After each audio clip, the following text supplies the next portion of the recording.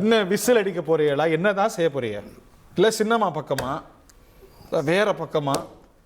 எங்க அண்ணன் வழியே தனி வழி, எங்க வழியே தனி வழி. அதான் சார், நீங்க ஒரு வழி சின்னமா ஒரு வழி. என்னது சார்? நாங்க துரோகத்தை செய்யாத ஆட்கள், கொடுத்த பொருளை திருப்பி கொடுக்குற ஆட்கள், எடுத்துட்டு ஓடுற ஆட்கள் கிடையாது, கொடுக்க மாட்டேன்னு அடம் பிடிக்கிற ஆட்கள் கிடையாது, ஒன்றா இருக்கிற குடும்பத்தை நாளாக உடச்சி வச்சு அழகு பார்க்குற ஆட்கள் கிடையாது. நல்லா புரிஞ்சுட்டீங்களா? அண்ணன் ஓபிஎஸ் அவர்களை பொறுத்த வரைக்கும் அந்த சின்னமா வழி நிமிஷம் கழிச்சு தான் வரேன்.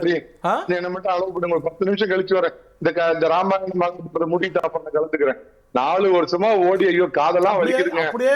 அப்படியே அமித்ஷா போய் பார்த்துட்டு உட்கார்ந்துட்டு இருக்கலாம். எதுக்கு தொலைக்காட்சியில் வந்து இன்னும் இது பண்ணணும்? அப்படியே போயிட்டே வாங்க தம்பி, போயிட்டு வாங்க மணிகண்ணா. ஐயோ எப்ப பார்த்தாலும் பாரதேன் சாத்துருக்கேன், நாங்க அப்படியே திருப்பி கொடுத்தோம். இப்ப விசுவாசத்தின் மறுபடியும் இந்திரா காந்தி இறந்து போயிட்டாங்க.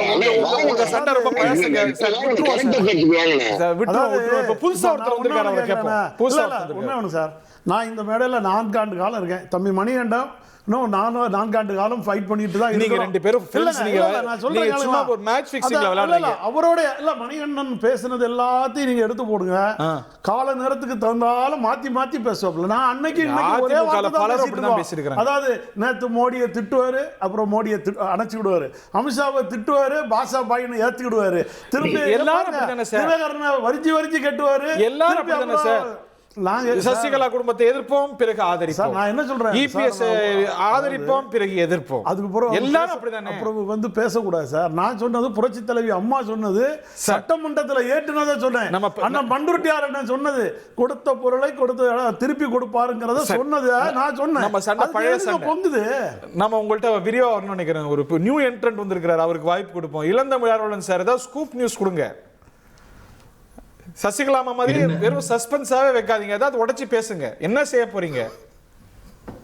நீங்களே நியூ என்ட்ரன்ட்னு சொல்றீங்க. ஒரு 4-5 ஆண்டுகளுக்கு முன்பாக வரைக்கும் நான் அதிகமாக கலந்து கொண்டிருக்கிறேன். We missed you. அண்ட் நீங்களா சொல்லிக்கிறீங்க ஸ்கூப் நியூஸ் கொண்டு வந்திருக்காங்கன்னு. நீங்களே சொல்றீங்க பிளவுபடுகிறதா தென் மாவட்ட வாக்கு வங்கி அப்படின்னு. இது யாரு இதை எடுத்து கொடுக்கறது, யார் சொல்லுவது என்பது புரியாத கேள்வி. நீங்க விளக்கம் கொடுத்துருங்க எல்லாத்துக்கும். எப்படி? எல்லாத்துக்கும் விளக்கம் கொடுத்துருங்க. இல்ல நீங்க சொன்னதுக்கு நான் எப்படி விளக்கம் கொடுக்க முடியும்? தலைப்புல வேணா நான் ஏதாவது பேசலாம். திட்டவாது செய்யுங்க. அதெல்லாம் நாங்க யாரையும் திட்ட மாட்டோம். எங்களுக்கு எல்லாரும் வேணும்.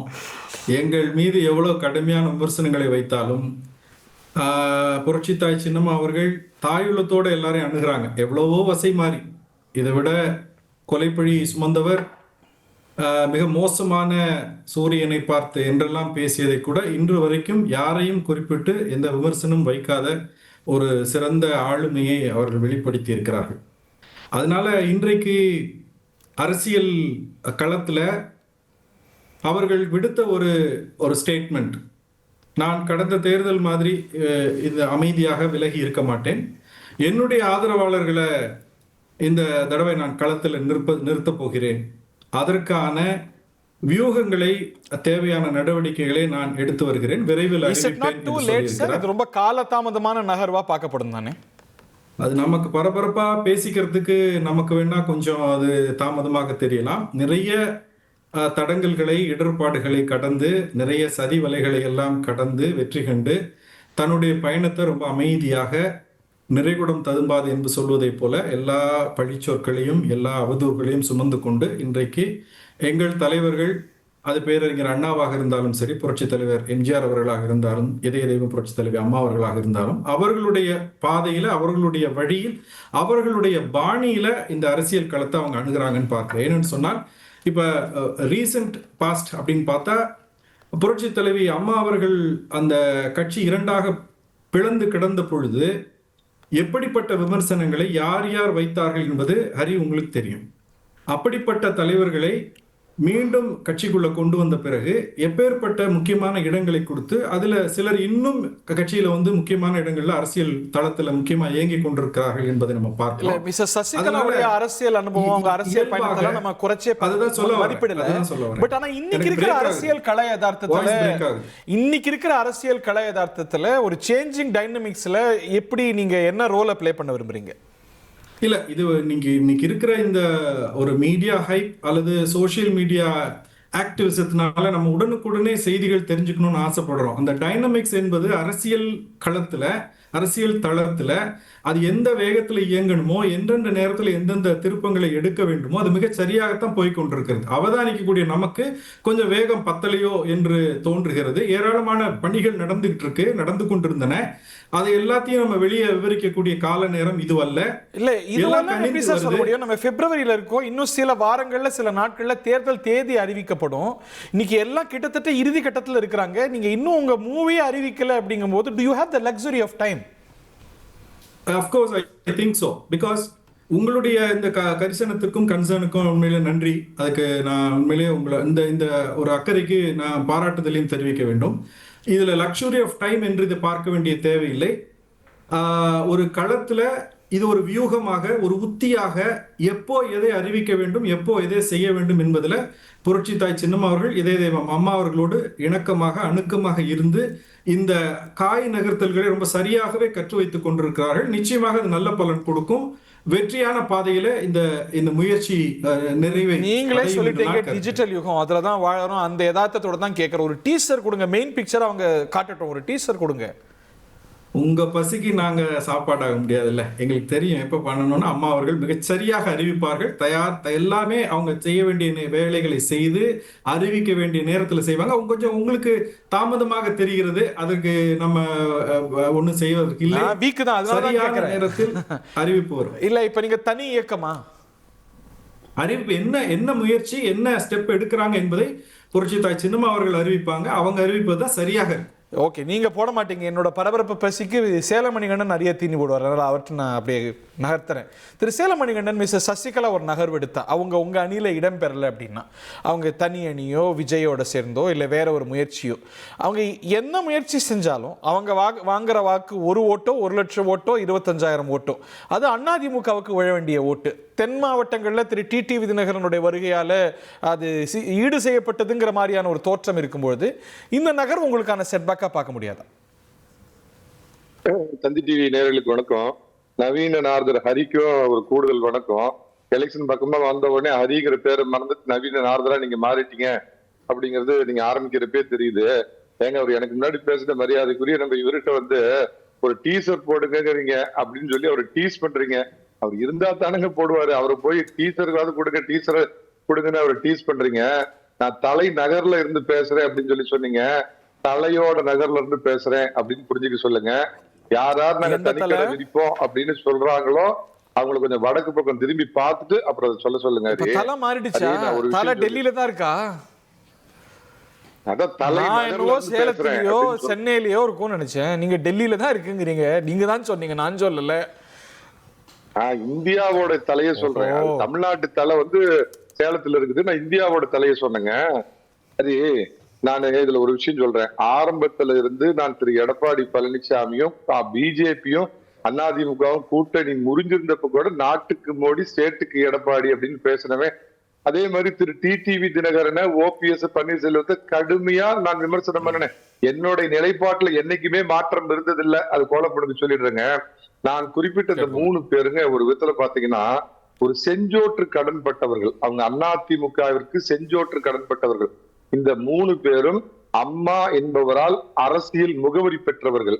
இதை நீங்க ஒரு உதாரணத்துக்கு எடப்பாடி பழனிசாமி கொண்டு வந்தீங்கன்னா, அம்மாவுடைய அமைச்சரவையில அவர் சேர்றப்ப 2011 31 ஜூனியர் மோஸ்ட் மினிஸ்டர் 2011 அவர் இருந்தாருங்க. அப்படிப்படியா வந்தார். அதுக்கு திருமதி சசிகலா அவர்களுடைய உதவியும் இருந்ததுங்கிறது நான் மறுத்து பேசல. ஆனால் இன்னைக்கு மறுத்து பேசலையா சேலமணிகண்டன்? அது அவரே ஒத்துக்கிறார். அவங்களே எனக்கு உதவி பண்ணாங்கன்னு சொன்னாரு. அவர் இதுவரைக்கும் சகோதரி என்னோட வயதுல மூத்தவங்க காலில் விழுந்து கூப்பிட்டதுல தவறு இல்லை அப்படின்னு அவர் சொல்லியிருக்காரு திரு எடப்பாடி பழனிசாமி அவர்கள். நீயா பேசியது ஒரு பாட்டு ஞாபகம் வருது. சொன்னது நீதானா சொல் சொல் என் உயிரேன்னு கோலம் பக்கம் திரும்பி அண்ணன் பக்கம் கேட்டீங்கன்னா கொஞ்சம் நஞ்சமாங்க பேசுனாங்க. எங்க தர்ம யுத்தம் கர்மாந்திரத்தை யாருக்கு எதிராக நடத்துறாங்க, ஒரு குடும்பத்துக்குள்ள இந்த கட்சி போயிடுச்சு, இந்த கட்சியை மீக்கணும் அப்படின்னு சொல்லி இப்ப மெரினாவில போய் உட்காந்து தியானம் பண்ணது அதெல்லாம் விட்டுருக்க பழைய கதை. இடம் வரப்போறாரு பன்னீர்செல்வம். கொஞ்சம் சுதி சரியில்லையோ, கொஞ்சம் வேற மாதிரி இருக்கே உங்க பேச்சு. அவங்க சசிகலா அவர்கள் மேல ஒரு சாஃப்ட் கார்னர் தென்படுது இல்ல? அதாவது நிறைகுடம் தான் தழும்பாம இருக்கும். இப்ப நிறைகுடமா ஆகிட்டு இருக்கிறோங்கிறப்ப கொஞ்சம் நாம நிதானமா பேசணும் இல்லைங்களா? ஒரு விஷயம் சொல்லிடுறாரு. அதாவது திரு டிடிவி தினகரன், திருமதி சசிகலா, அதாவது இதுல நாங்க 2 பேத்துக்கும் கொஞ்சம் மன்னிக்கிறோம், சசிகலாவுக்கும் திரு பன்னீர்செல்வம் அவர்களும் சொல்றேன், கிருஷ்ண பரமாத்மாவாக உங்களுக்கு வழிகாட்டிய டிடிவி தினகரன் என்ன வழிய நீங்க எடுத்துக்காரோ அந்த வழியை எடுத்தீங்கன்னா தான் உங்களோட எதிர்காலத்துக்கு நல்லது. எந்த விதத்திலயும் அம்மா வந்து சரியான முடிவு எடுத்திருக்கிறீங்கன்னு உங்களை வானொலிகள் இருந்து வாழ்த்துவாங்க. நான் வித்தியாசமானது இல்ல, கிருஷ்ண பரமாத்மாங்கிற டிடிவிய நிச்சயமாங்க. நான் இன்னும் ஒருபடி மேல போய் சொல்றேன், இந்த தேசிய ஜனநாயக கூட்டணியில் சேர வேண்டும், எங்களுக்கு பங்காளி சண்டை, அங்காளி சண்டை, அண்ணன் தம்பி சண்டை, எனக்கு துரோகி எதிரி தான் எனக்கு முக்கியம் அப்படின்னு சொல்லிட்டு திரு எடப்பாடி பழனிசாமியோட ஒரு பொட்டு அவர் வந்து ரொம்ப நயத்தரு நாகரிகத்தோட நடந்துகிட்டாரு. எதிர்கால நலன் கருதி, தமிழகத்தின் நலன் கருதி அவர் உண்மையாலுமே அவ்வளவு சச்ச டீசன்ட் பொலிட்டீஷியனா நடந்துகிட்டார். நான் அவர் பல முறை விமர்சனம், அதே வாய் தான், அது நார வாய், இது வேற வாய் இல்ல, ஒரே வாய் தான் நான் பேசுறேன். ஏன்னா அவருடைய நடவடிக்கை அந்த மாதிரி இருக்குது. உண்மையான எதிரி திமுக வீழ்த்தப்பட வேண்டும், அரபிக்கடலில் தூக்கி எறியப்பட வேண்டும் அப்படிங்கிறதுக்காக அண்ணன் பழனிசாமின்னு வந்திருக்கிறாரு. அந்த டிடிவி தினகரன் தான் ஐயா பன்னீர்செல்வம் அவர்களே சேர்மேன் சார் அப்படின்னு உங்களுக்கு சேர்மேனா இருந்தவரை முதலமைச்சர் அம்மா ஆக்குனதா வெளி உலகத்துக்கு தெரியும். ஆனா உங்களை முதலமைச்சர் ஆக்குனவர் யாருன்னா அந்த டிடிவி தினகரன் சசிகலா கிட்ட சொல்லி உங்களை ஆக்குனாங்க.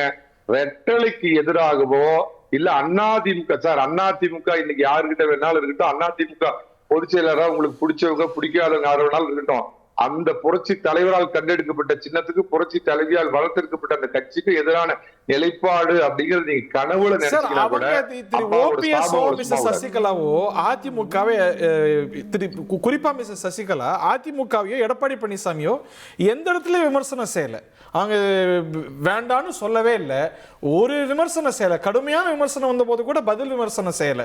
அவங்களுக்கு நீங்க என்ன உபதேசம் செய்றீங்க? உபதேசம் இல்ல சார், நீங்க அதாவது திரு பன்னீர்செல்வம் அவர் வந்து நிலையற்று இருக்கிறாரு.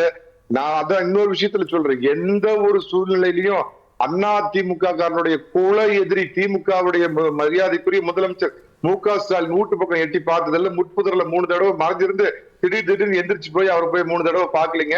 திரு டிடிவி தினகரன் எந்த காலத்திலையும் அறிவாலயம் பக்கமோ செனட்டாப் சாலை பக்கமோ திரும்பி கூட பார்த்தவர் அல்ல. அதனாலதான் அவர் சொல்ற ஒரு கிறிஸ்தவ பரமாத்மாவோ உங்க 2 பேருக்கும் வயதுல இளவையரா இருந்தாலும் உங்களுக்கு வழிகாட்டு.